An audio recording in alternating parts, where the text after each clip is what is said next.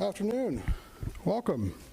Thank you for being here. My name is Joshua Peacock. I'm the press secretary for the city of Savannah, and welcome to our second and final press briefing ahead of the first Savannah St. Patrick's Day parade and weekend of festivities that's coming up very quickly, very fast, in a few days. So you're joining us here today in the Traffic Control Center. This is the operational hub for the city. As you can see, we have our cameras up behind us, so this is where a lot of our officials will be throughout the weekend, making sure everything is working. Last week, we shared with you all some vital information on public safety. Thank you all to the media for your great coverage this week and getting that word out. Today, we're going to focus on cleanliness, parking, and transportation. As we say, be green, keep it clean. So I'm going to start out today with an introduction of all our staff that's joining us. Of course, City Manager Jay Melder is here with us today. On our bookends, we have our chiefs, Chief Faye DeMassimo, Planning and Economic Development, Chief of Government Operations, Gene Pravat. We have Senior Director Kiana Andrews, Senior Director of Sanitation, Kiana Andrews, Senior Director of Park and Tree, Gordon Denny, Senior Director of Transportation, Mr. Steve Henry, Senior Director of Parking and Mobility Services, Mr. Sean Brandon, and of course from Savannah Police Department, you know him, Sergeant Jason Pagliaro is joining us again to give us some public safety reminders. So we're going to kick things off with our City Manager, Mr. Jay Melder. Thanks, Joshua. I would like to also add that our public safety chiefs and assistant chiefs are in the room with us, Chief Gunther and Assistant Chief Gavin, and our fire chief, Chief Elsie Kitchen, and Deputy Chief Handy and Assistant Chiefs McCutcheon and Frazier, who are here. So of course, St. Patrick's Day is all hands on deck for the city of Savannah. It's our biggest event. We were really glad that everyone joined us several days ago to discuss public safety. St. Patrick's Day is a public safety event for the city of Savannah. We started the major special events task force, which is focused on public safety, and we were able to brief you out. And if you have any questions about public safety, of course, Sergeant Pagliaro is going to come up at the end, but we have our public safety chiefs here as well. So number one, just want to make sure that we understand that public safety is the priority for all major special events, and especially St. Patrick's Day, which is our largest events and in many cases our most complicated. But today we really want to focus on the operations of St. Patrick's Day and how kind of public safety is blended through all of those streams. This is our 201st St. Patrick's Day parade, as you know. So we know how to do this and know how to do it well, but we're always changing and innovating what we're doing, and that's why we wanted to invite you in to our traffic control center and to see the capabilities that we have. This will be the command center for St. Patrick's Day. Everyone who will be in a command posture during that time will be here to be able to coordinate all of our operations and all of our public safety events. But of course, we're going to share a lot of information today with the public on how you can enjoy St. Patrick's Day and St. Patrick's Day weekend, how it can be most effective and easy for you, and how you can make sure that you get in safely and you have a great time and you leave safely as well. These are all going to be pretty intuitive things, but we are going to throw a lot of information at you. So please know that you can find this on our website, all of this information, www.savannahga.gov/St. Pat's. It's all going to be there, /St. Pat's, all of this information. But as Joshua said, this press conference is really just an annual reminder to keep the green in St. Patrick's Day, and that means keep it clean. St. Patrick's Day is enjoyed in the nation's largest historic landmark district. Beautiful 22 historic squares, wonderful streets, beautiful landscaping, and we want to keep it that way. So pack it in, pack it out, respect the space, respect others who are there to enjoy themselves, and clean up after yourselves and have a responsible and great time. And with that, let's start off with cleanliness. And we will have our Senior Director of Sanitation, Kiana Andrews, come and talk about our sanitation operations over the weekend and on Monday. Thank you. Good afternoon. I would like to let everyone know that sanitation will be out in full force on Monday. We'll have a presence before, during, and after the festivities. We'll have plenty of containers out in the festival zone, within our parks and along the parade route itself. So we ask that those be utilized for disposal of your waste. For the general public, we ask that as you attend the parade, that you bring your own bags if you choose, but if not, use the containers that are around in the general area and help us keep it clean. Again, we use the term pack it in, pack it out, which is very important. If you bring it with you, be sure you either dispose of it or take it with you. For businesses that are going to be participating, we ask that you use the right waste protocol, which is use the compactors that are in your lane. Please do not put bags or trash out in front of your businesses. They attract rodents and they could be an obstruction for those that are walking along the pathway. If for whatever reason your compactor becomes full or it breaks down, we ask that you find the closest compactor in the lane and utilize that as well. Again, we want to have a good time. That is the whole meaning of this, but at the same time, we want to make sure that we keep it clean. And I would also say, please remember, Savannah gets bitter when people litter. Thank you. And I'd like to introduce Mr. Gordon Denny. Thank you, guys.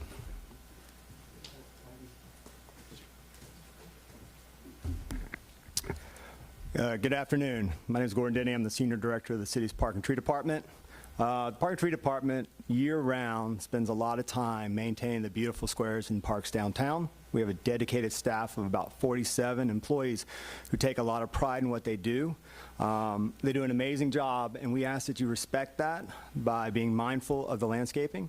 What we tend to do prior to the event is we will fence off certain landscape beds to try to keep people out of it. Again, we ask that you respect these areas and the hard work that they do, and please stay out of these areas. So for the squares, as you may recall, they will close at midnight the night before in preparation for the 6 a.m. land rush.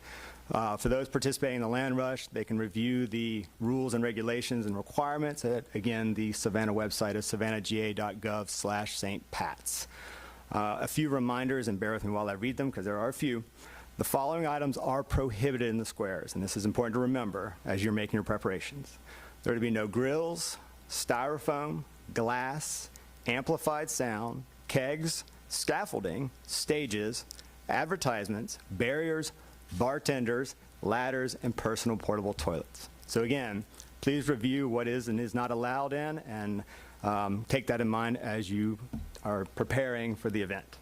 As Hannah previously mentioned, additional trash and recycling will be set out in the squares. We also have employees within the squares who try to help contain the litter as well as empty full receptacles. We ask that you help out by, again, packing out what you pack in. It's a lot of help. We'll have some extra bags that we can hand out, some brown bags to help people with the litter, but we ask that you bring your stuff and then you take it out.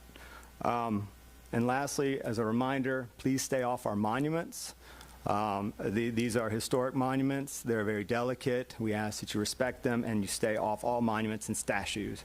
After the parade, about 4 o'clock, we'll be shutting down the squares, and it takes about 2 hours. Our staff will come in, we'll clean everything, we'll get it back to the way it was before, and we'll open them back up at 6 o'clock. So thank you, and I'm going to introduce Mr. Sean Brandon. Next. Good morning. Sean Brandon, Senior Director of Mobility and Parking. Every year I come to you all seemingly as a broken record, and I repeat the same thing, and I will do that again this year. Please come with a plan. Our website will give you a number of options of how to get in and out of downtown, both during the weekend and on parade day. Please review those options, make the best one for you. If you are going to drive into Savannah, particularly on parade day, please utilize a garage. To that end, we have pre-sales inside of garages still going on. I will let everyone know that the Whitaker garage is near sellout at this point. All other facilities still have plenty of spots open. And with that, I will let everyone know that we don't pre-sale the whole garage. We only pre-sale about 200 spaces per garage. So even if we say that pre-sales are sold out, there probably will still be some spaces left in that garage on parade day. As we did last year, it will be a flat rate of $25 during what we would call the festival period, which is going to be Saturday, Sunday, Monday. If you are going to come into Savannah and you intend on parking at a city-owned garage, please make sure it is a city-owned garage. It will specifically say City of Savannah. If you park in a non-city-owned garage, you will be charged whatever they are charging at that point on that day. Monthly card holders, if you are a monthly card holder, on Monday, we will honor your ability to be in the garage that you are assigned to up until 8 a.m. And what that really means is we're not going to start selling out to the general public until 8 a.m. And so if it's a little bit after 8 a.m., you still probably can get in a monthly card. The garages are full, they are full. I will note, and it's the same every year, Bryan Street, State Street, and Whitaker are subject to the parade once you are in that garage. What that means is, particularly for Bryan and State Street, those garages, we cannot let you out until the parade is done. Police have cleared the street and have given us the all clear to let vehicles out.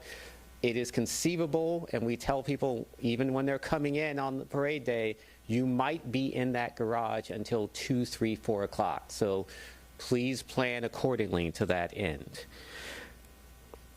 I would ask within the garages, and just as a general rule, please no glass. If you're coming into the garage, that's a rule on the street, but it is also a rule in garages. Plastic containers are fine. Please restrict use of glass. One thing that we've been doing the past couple of years that we will do again this year, rideshare. We want to encourage that option, and to that end, we have set up geofencing, which will be active Friday night, Saturday night, Sunday night, and Monday night. And what that basically means is if you try to call rideshare, it will direct you to a specific pickup drop-off point. We have 3 of those points. You can see what those points are on the city's St. Patrick's Day website. Those geofences will go active at 10 p.m. every night and extend until 4 a.m. the next day. I will also note, if you simply walk out of the geofence, you will be able to get rideshare, but at that point you're out of the most congested area where we don't want to see a mass of cars causing congestion. Other than that, I will say have a plan, and ultimately please have a good time. That's what this entire event is really about. With that, I will introduce Steve Henry. He is the Senior Director of Transportation.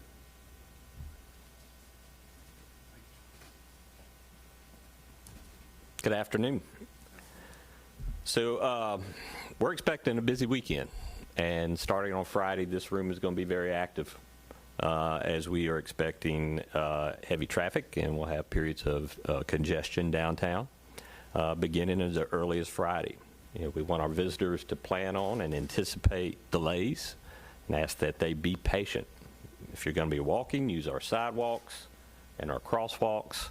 If you're biking, use the bike routes. And if you're driving, have a plan. Know where you're going to park. And again, be patient, because there's going to be delays as we get into the weekend and we experience congestion.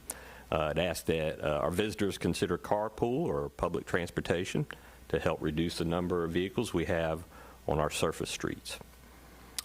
Starting Friday, the City of Savannah's Transportation Department will be supporting Savannah PD throughout the event in an effort to reduce delays by monitoring traffic cameras, implementing special traffic signal plans, and adjusting pedestrian signal timing based on crowds.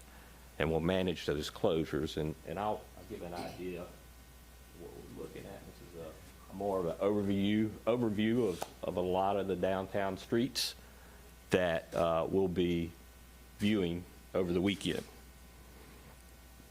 So some of the closures that you'll see early as Friday. Montgomery Street will be closed. Montgomery, Jefferson, and Bonnard. West side of Ellis Square would be closed between Congress and Bryan. St. Julian will be closed between MLK and Johnson. And then additional streets around City Market are subject to be closed during the event based on crowds and public safety. It tends to be phased in with Congress Street between MLK and Whitaker. Bryan between, second phase tends to be Bryan between Bonnard and MLK. And then lastly, it would be Bryan, that last piece between Bonnard and Whitaker. And those closures would also incorporate the cross streets from Broughton to Bay during that same period. Additionally, and new this year, parking will be prohibited Friday through Monday for Congress Street between MLK and Whitaker, Bryan Street for the same stretch, minus the piece between Whitaker and Bonnard, and MLK will prohibit parking between Bay and River Street for that same period. River Street ramps, as we've already, we note regularly, will be closed for the event throughout the weekend. River Street will be closed, except for delivery hours, which start at 4 a.m. and run through 10 a.m. And then deliveries can only enter at MLK. So just reminders through the event, I recommend using the Waze app, which to help avoid traffic issues or road closures. Suggest you come early and use city garages, and most of all, have a plan, and please be patient. Thank you. Next up is a representative from Chatham Area Transit. Mary? Thank you.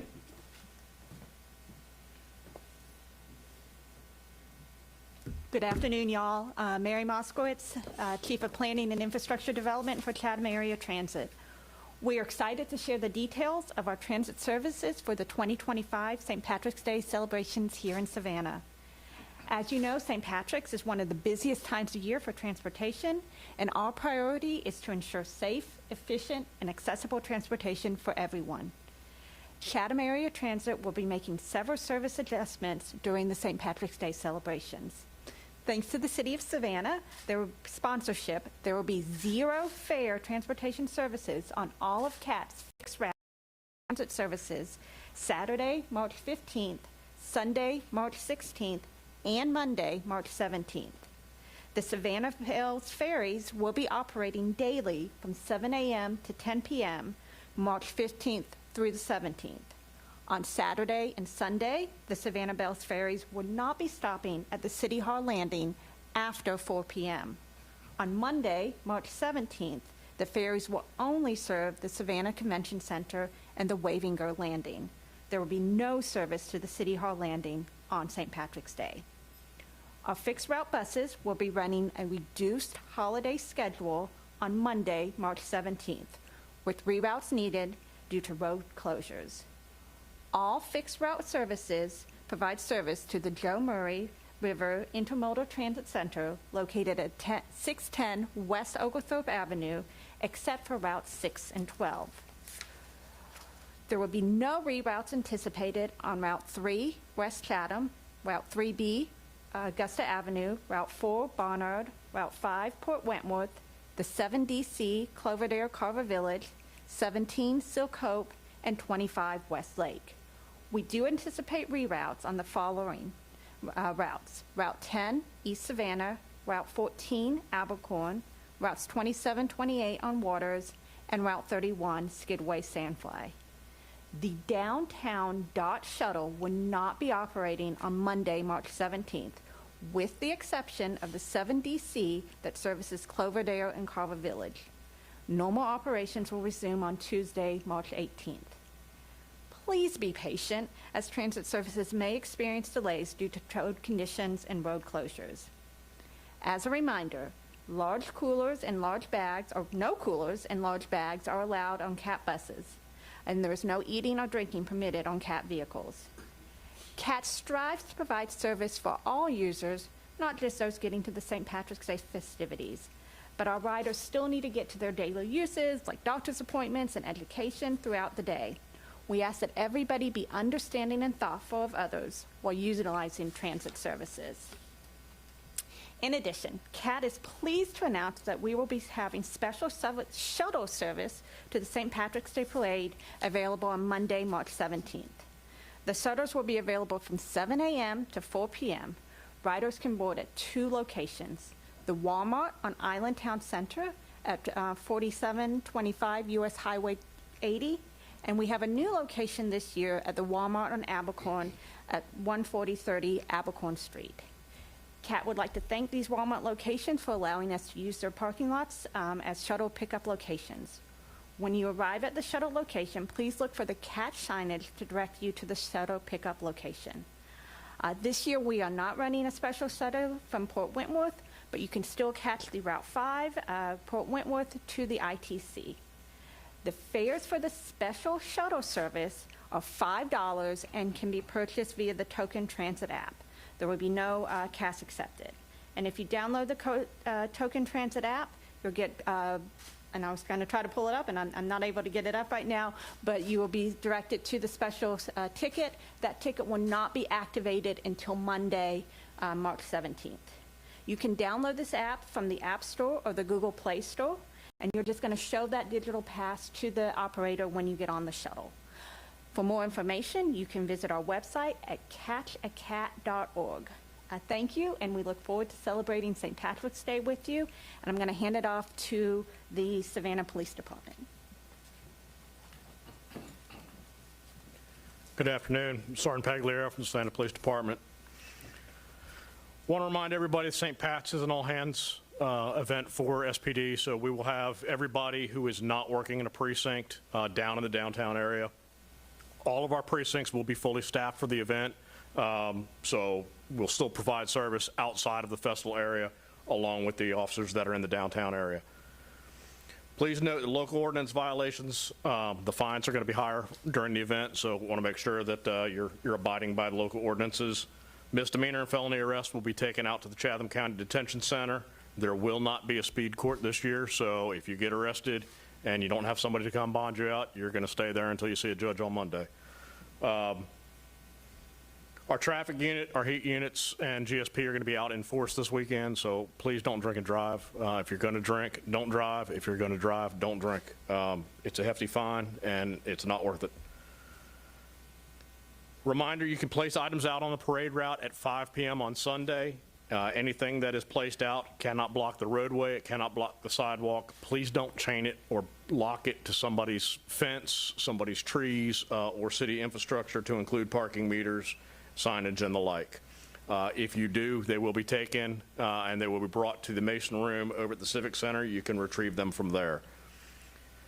As a reminder, Monday, the To-Go Cup Zone extends all the way to Victory Drive, so open container will be permitted from River Street all the way to Victory Drive between the Truman Parkway and MLK. That is Monday only. Want to remind everybody, if you come downtown, if you're coming down for the festival, you park your vehicles down here, please lock your car. Please keep any valuables hidden safely away. We don't want to have anything unsecured in your vehicle. Please don't leave your guns out in your car. Please don't leave your guns unlocked. Leave it at home, or make sure you lock it in your trunk or your glove box. If your vehicles are towed on Monday from the parade route, the only way you can get it back is to go to the Northwest Precinct. That's at 602 East Lathrop. Get your tow form and then go pick it up. Please pay attention to the signage. Tow rates are also increased for the festival. We would prefer not to tow any vehicles. All of the no parking zones are up on the city website. They're all on that map as well. Make sure you're not parking in that zone. Signs are up. We're checking those signs every day, making sure they're still there. Please don't park in the no parking zones. We will start towing vehicles as early as 4 a.m. on Monday, and we would prefer to see this year have no tows, but if you do get towed, that's going to be the process to get your vehicle back. We have enhanced security measures. We've talked about them repeatedly over past press conferences. Please be patient. Those enhanced measures take some time to put up. They also take some time to tear down, so the parade may last a little longer on the tear down. Be patient with us. Come down, have fun, enjoy yourself. Be patient with the officers and the troopers and the folks from other agencies that are out here. It's a long day for them. They get in at 3, 4 in the morning, and they are working clear through to the end of that parade. Be patient with them. They're doing, if they don't know where to give you directions to, find another officer. Some of them are coming in from out of town and may not know where to tell you to go. And last but not least, if you see something, say something. You cannot miss our officers. They're out in uniform. They have blue reflective vests on or have their green traffic vests on. Everybody is clearly visible.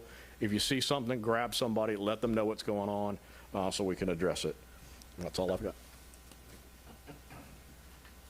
So we'll wrap it up and then do any questions that you have for us. But just a reminder, today we went over how to prepare, how to get here, how to behave when you're having fun and celebrating over the weekend, what's going to happen to you if you don't behave, and then how to leave safely. But just to reiterate, you know, if you're leaving trash on the square or on the street, it's going to be somebody who works for the city at 3 o'clock in the morning picking that trash up.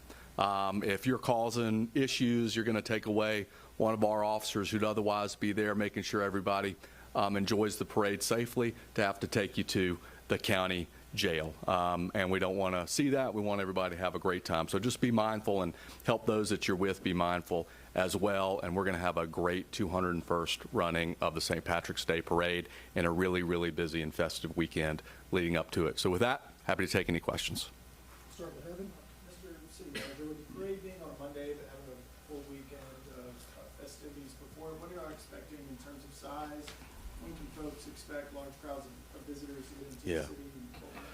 So I think, you know, we always say that on parade day we expect tens of thousands of people to be downtown and out in the streets. It's obviously it's a Monday parade, so maybe we're not going to see the crowds that we saw last year on a weekend 200th, but we still expect tens of thousands of people, and we expect, I was walking around Bay Street last night at about 9:30, and it seemed like, you know, some of the party was already getting started. So I think that we're going to, see some activity starting Thursday night, and we're expecting big crowds downtown Friday, Saturday, Sunday, and Monday nights, right? So the parade is one big part of our operation, but of course, we have a very large entertainment zone.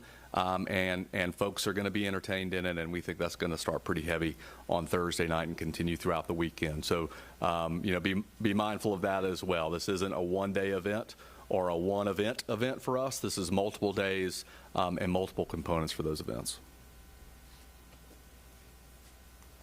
In addition to the officers that will be on hand, how many city marshals are there this year? And can you talk about some of the fines associated with typical ordinance violations that you guys see during this time? Yeah. So we'll have, I don't have the number right in front of me, but I think there's 30 plus city marshals that will be out during the parade. And of course, we'll be out as well throughout the weekend with our revenue investigators that handle alcohol, beverage, and compliance issues. We also have some of our state investigators who will be with us to help ensure compliance and enforcement with some of our alcohol and beverage ordinances over the city. Our fines do double, or do increase, as Sergeant Pagliaro said, and that includes for litter. It's something that we've really been focused on the last few years. And if we see you litter, you're going to get a citation, and that citation is going to cost you some money. And again, as Sergeant Pagliaro said, there isn't a speed court, so it's a pretty good incentive not to be a knucklehead over the weekend, or accommodations are going to be quite different for the weekend until a judge can see you.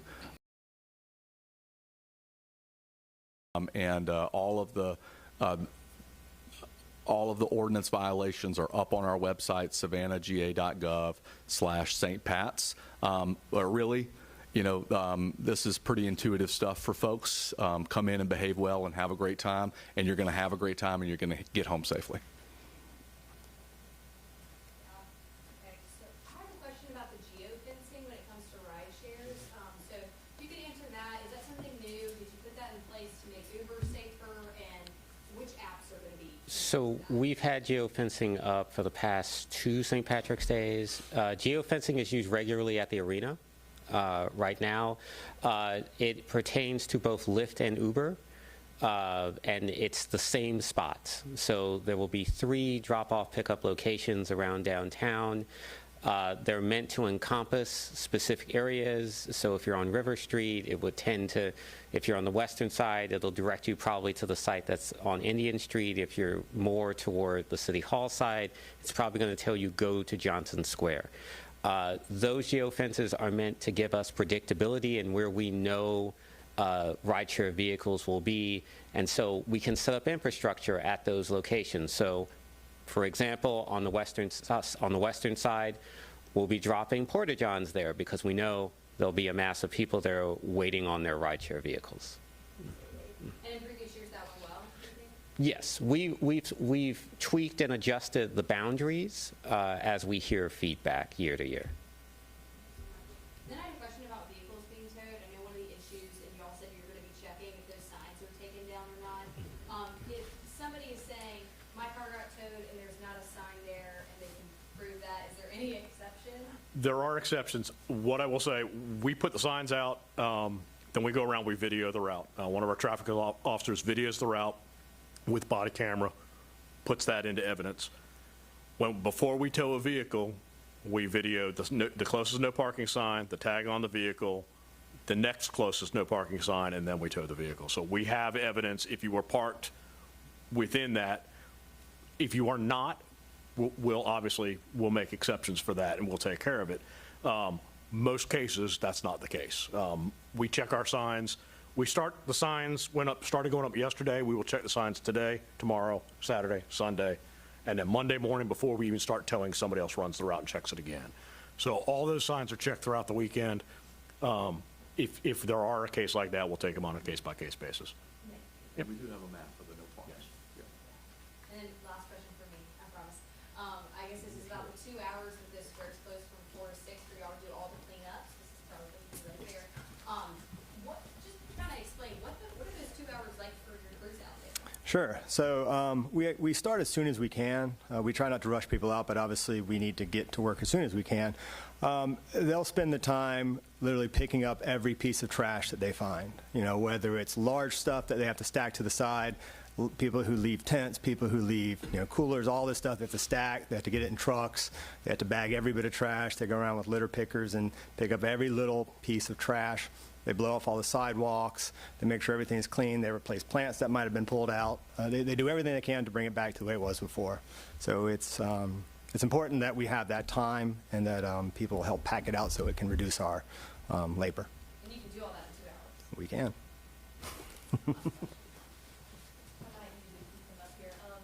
So last year, when we were in Lafayette Square, I saw people bagging up their trash, but, those trash cans fill up so fast.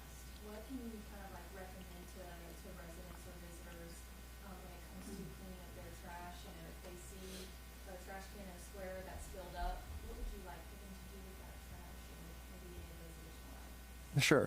The greatest thing you can do is bring your own trash bags. Bring and have your own trash bag at your own location and manage your trash in space. The cans fill up because people are just bringing all their stuff and dumping it over there. And then a lot of times at the end, they'll set them there as they leave.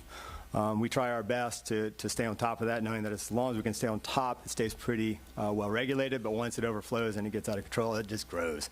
So we just ask that you bring your own bags and you pack it out, or you keep it in your space so that we can collect it on our way out. Like I said before, we do supply some bags, so we'll have some brown lawn bags that we hand out to people that might need them. So.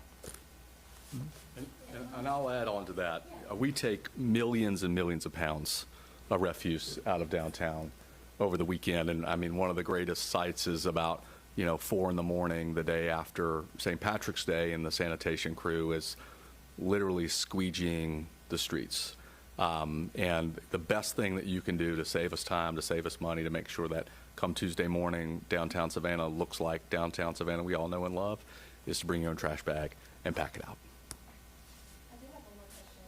Talk a little bit more about the screening of these cameras. What are y'all watching for as y'all are sitting in here? Any specific activity or just kind of In regard to traffic, we're monitoring. We have key locations we monitor for queues in vehicle traffic. We have triggers that will, in response, that will change traffic patterns as far as our traffic signals. There's locations where we monitor pedestrians. You have, especially Saturday night and Monday as well, you'll have large crowds moving from River to City Market areas where we see our biggest gathering of pedestrians, and they're continuously crossing back and forth from on Bay Street. And so what we do, we monitor those intersections. We want to ensure that the signal timing, the pedestrian timing in particular, is appropriate for those crowds, manages those crowds, gets those pedestrians across the street safely, because we want them crossing at the signal. And so we want to minimize that delay, and when they do get that walk signal, we want to make sure those platoons are moved. Steve, you might want to mention who all's going to be in this room for the duration of the event that has the opportunity to use these cameras otherwise. Certainly on parade day, we'll have the largest group in here, which will be city departments, anywhere from clearly the group you see behind us, PD, fire department, code compliance. I have representatives, water resources. We'll also have parade reps from the parade committee, and some other entities that have an interest in the activity that play a role in maintaining safety and managing downtown. Okay. I got one quick question about the traffic on Bay Street. I've just been watching the monitors this afternoon and all this downtown, and the traffic coming to and leaving the ports, the 18-wheelers, sometimes, they're moving pretty fast on Bay Street, and there are a lot of folks from out of town that aren't anticipating that. How are we going to deal with that issue? So when we hit our periods of heavy congestion, they won't be moving fast. We have periods, especially Friday night and Saturday, probably mid-afternoon. We'll time the signals to move our traffic, but it's managed at appropriate speed. So it's not like they'll have a line of green lights and no cars in front of them. So during these events, we don't worry about speed on Bay. A lot of the trucking companies realize the activities that are taking place starting on Friday and through the weekend, and certainly parade day. We'll be putting out message boards that Bay Street will be closed during the parade in an effort to ensure our truckers are using alternative routes. But most of our freight community know the delays that they will experience during this event, and with the hope they're going to avoid Bay Street when it is open. Yes, sir. One more thing I'll add about the technology here and other technologies that we use in the room. Steve's kind of explained how we use it from a traffic safety and operations standpoint, but of course, SPD and our alcohol and beverage compliance unit, we really monitor these cameras. We can get really close in. We can understand how long lines are queuing to get into certain establishments, and that's where we tend to see some trouble happen, is when people aren't moving. It's kind of when they're waiting, and so we key on in those places, and we send units there, and we have a pretty keen eye to how people are gathering, especially as the festivities get later into the night. And again, I also want to emphasize this is the first year where SPD is using our real-time public safety platform, Fusus, which is just an incredible integrated camera system that we're able to use to, as Sergeant Pagliaro likes to say, put cops on dots. And so we'll be having all of that functionality here in this room as well throughout the weekend. Just a couple more from me. Can you talk about portalets and how many there are this year versus last year? Where are those being put up? When will be put up? Things like that. So there's going to be at least 350 portalets spread out among 42 different locations, primarily the parade route, also around City Market and River Street area. You'll start seeing those go out as early as today, likely tomorrow, for the event, and then they'll eventually go into the parade route. Again, much different note. I don't know if Sergeant Pagliaro or Chief Hunter wants to answer this, but this festival is coming on the heels of a very violent weekend here in Savannah. What message, just overall, do you have for people about gun violence? We're concerned about that specifically, and how close are we to making some arrests on some of these homicides that happened? Good afternoon. So violence, gun violence, any acts of sensitive violence is not tolerated in our city. It really makes no sense for a small number of individuals to commit acts like that affect so many people. What I can tell you is that the events that took place Friday night going into Saturday morning shocked us all. Everyone that works in the city and everyone across our community. But I fielded many phone calls. I was at a community meeting last night, and the general consensus is that Savannah's a safe city. It's a safe city, safe communities, and everyone understands, for the most part, that we have a shared goal and shared responsibility to keep our community safe. The timing is not good for these incidents to take place right before an event like St. Patrick's, but I want everyone to understand that it's not necessary to have fear about coming down to our event this weekend. As you've heard, we're very prepared for this weekend. We've crossed our T's and dotted our I's. And regarding the homicides, we already made one arrest very timely. And additionally, we're investigating the other ones relentlessly. So again, Savannah's safe. Our citizens, our visitors are in good hands. And we really want everyone to have a good time. But we have to continue to work together to keep our city safe. And I think that's the message that we all have to get out there to our community. Thanks. Thank you, Chief. And I'll add on to that, public safety, and especially the goal to eradicate gun violence and community violence, doesn't just fall in the hands of Savannah Police Department. It's a whole of government, whole of community approach, and the city of Savannah is a really, really big part of that. But we also have some really important partners in not only our community leaders, but the justice system as well. And we'll work with everybody as we have, and continue to work with people to be able to make sure that we have the safest place. But we also know that blight can be an issue with public safety, that our clean streets and refuse and the way that our parks look contribute to public safety. So we take that whole of government approach to public safety in these events, and I'll let you know that no department goes through last weekend and doesn't understand the role that they have to play to make sure that we continue to decrease the numbers of gunshots being fired in our city, and especially the number of people who are impacted by that. So that's a really big effort of ours, and this weekend, unfortunately, was a stark reminder that we have work to do. Of course, we know that, and we're going to get to it just like we always get to it. But we'll be out in the community. SPD is going to be out in the community. Our ONE's office is out in the community, and that's a total focus of ours is public safety, and especially community and violence, where the Chief Gunther is absolutely right. A fraction of the percent of our population is really the perpetrators of something that hurts us all. And so we're going to be precise, and we're going to be diligent, and we're going to seek those folks out. Any other questions? www.savannahga/St. Pat's, your guide to having fun this weekend. So can't wait to see you out there. Thank you.